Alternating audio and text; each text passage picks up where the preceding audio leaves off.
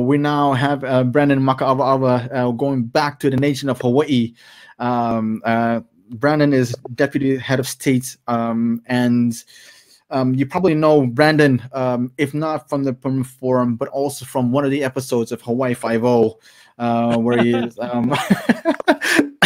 where like Nation of Hawaii has been as like probably one of the few indigenous nations around the world that has been in at least several feature TV shows and films as well. I think Aloha was one, where obviously Head of State Bumpy Dennis Bumpy Kanahele played a formidable role, and as well as I can't remember season and episode of Hawaii Five-0.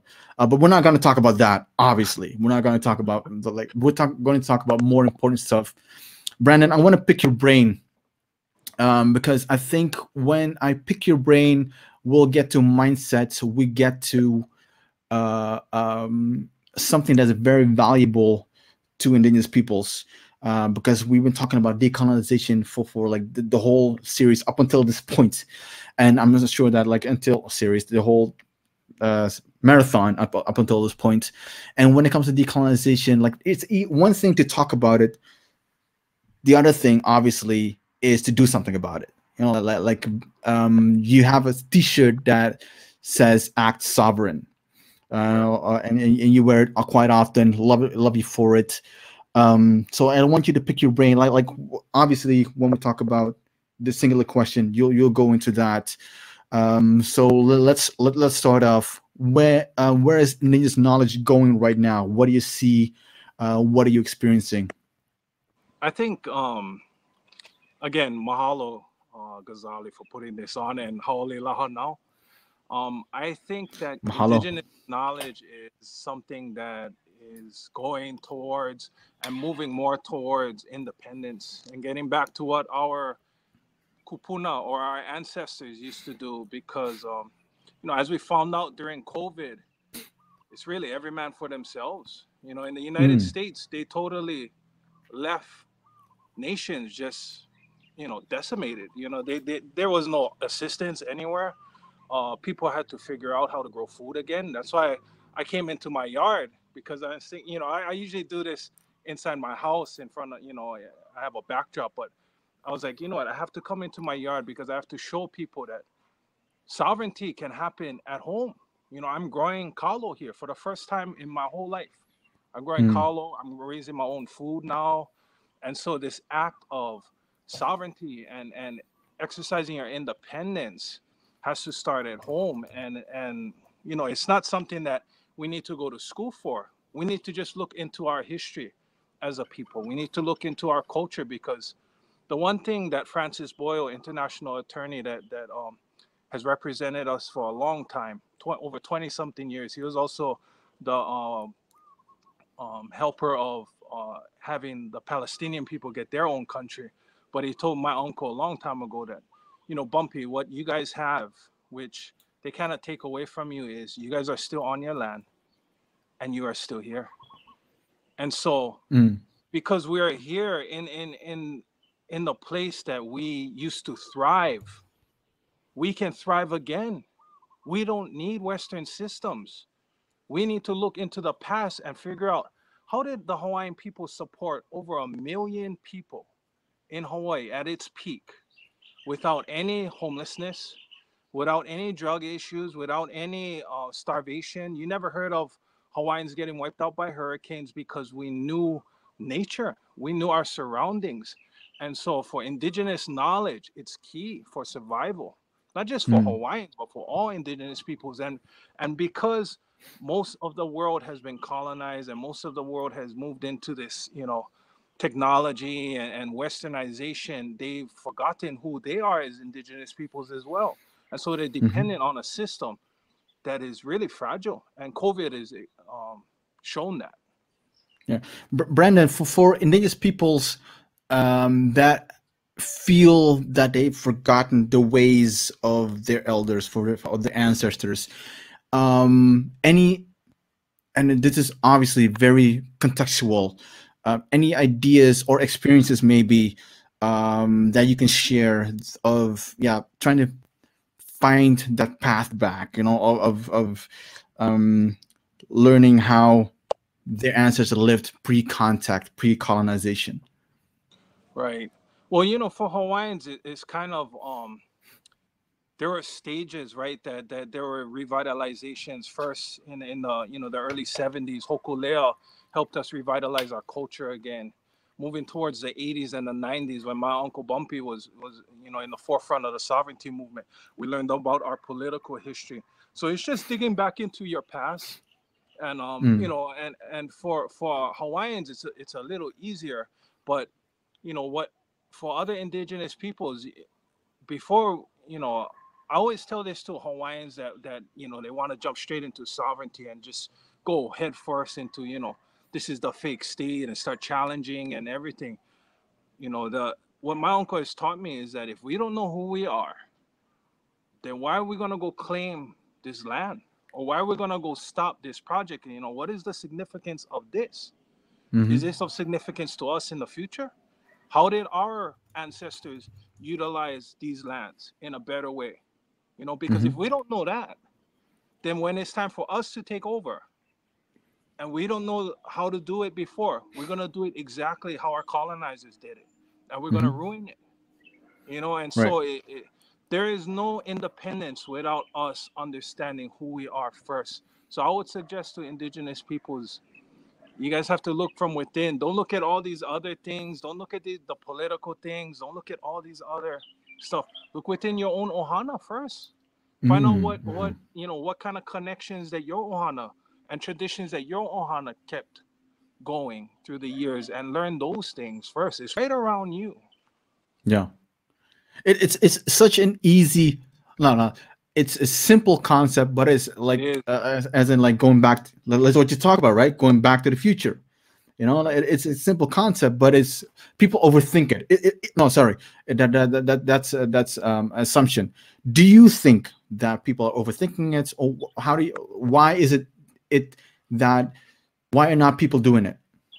I think exactly what you just said right there. People are overthinking it. Mm, People think that sovereignty and independence. I'm just speaking from Hawaii's perspective. They think it's an international thing. They think it's about laws and politics. And as when you go to the United Nations, it's just a forum. It's just a meeting place. There's you have more significance on our land than we have over there. Over there is for something else. Not that that's not important, but what you do here is incredibly important. And that's hmm why stuff like social media, that's why we do shows, we do movies and all that, just to get ourselves out there, to show our people that this is just Hawaiians that found themselves. I'm speaking about my uncle and the nation of Hawaii, that found themselves and just push forward. mm, And it took a lot for them to do that back then, but now today, with technology, with social media, with our allies that we've created. Before, my uncle was doing this all by himself with his ohana and just the Hawaiians here on island. Now mm, we have connections all over the world that we can leverage. We have relationships we can leverage. But until we know who we are, it's never gonna amount to anything. So yeah, people are getting way too down the line with speaking about the political side of things. mm, Independence is not just about political independence.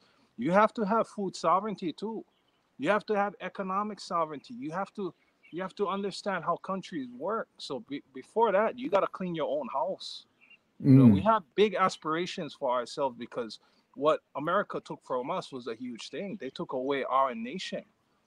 Yeah. If they was to hand over everything back to us today, I don't know if we're ready to take on that Mm, responsibility. But for us, what we've been doing since we've learned that history and since we understand that, instead of keep digging into that and keep finding more injustices and more things that they done during the overthrow, we focus strictly on the future. Okay, what mm, if everything shut down today? How will we get our own internet? How will we create our own economy? How will we create all these things? And because we have a land base, because we have Pu'uhonua Waimanalo, that's the template for us. We're not just talking about it. Too much professors out there, they talk about sovereignty, they talk about independence. you have to put it to action, and we have to test pilot these things, especially now today. Everybody's getting a crash course in independence today because of COVID, because of the situation. So I'm excited. You know, me, I'm always fired up to talk to you about this kind of stuff because I know that, you know, these things, these goals that we have, these aspirations that we have for our people can be achieved. And you know, it's only a matter of time. And but we'd like to share that knowledge, like how you sharing that knowledge with everybody out there. We want to be a part of that too. We want to share what we've learned, and you know, when we go to the United Nations, that's been our motto the whole time. Yeah, we like go there and talk about the atrocities and all that, but we also like talk about, you know, these practices that I think that can be applicable to all kinds of, you know, different peoples. Is it Brandon? You touch a very important point. When Indigenous peoples go to the United Nations, Nation of Hawaii is one of the very few organizations, if not like it's like a handful, that talk about solutions. How can Indigenous peoples, when it comes to Indigenous knowledge, obviously, but like, and when it comes to acting sovereignty, decolonizing mindset, like how can they talk more about solutions?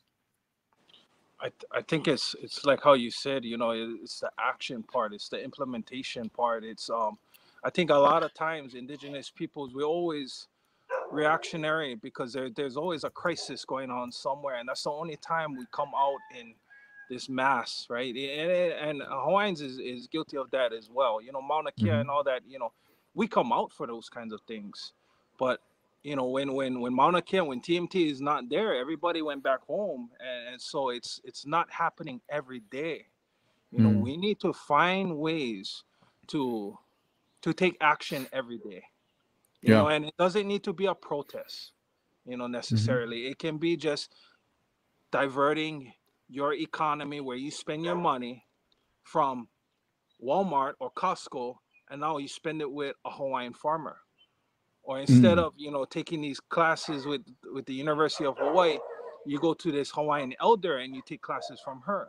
We have to start paying back into our own communities. And the only way we're going to see independence happen is if we do things like this. And that's why, you know, we talk so simple about things, because it really is simple.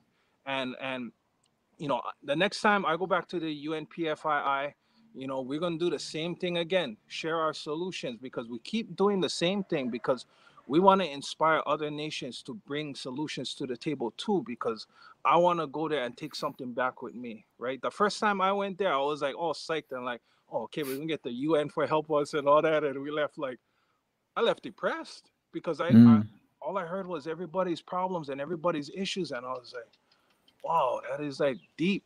But I want to know how you got here.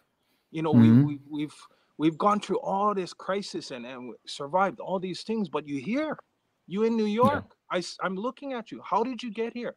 How do you get electricity? Where do you live? How do you guys build your houses? I want to know all those things. And so we do that, and we go to the United Nations with that kind of mindset, because we want to pull that out of our peoples, and we want them to share solutions, because I would love to take some of these solutions home to our people and show them there are different examples out there. It's not just us, Nation of Hawaii, over here doing it. You get people all over the world doing these independent things.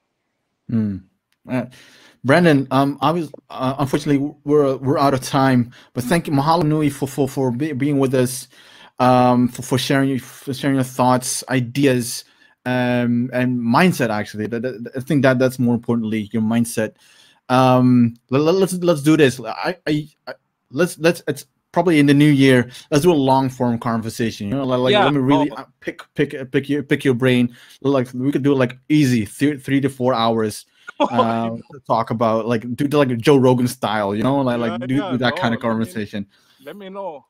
Because I think only then like it did this whole we can really get to the not to the bottom of it, but like really unpack everything.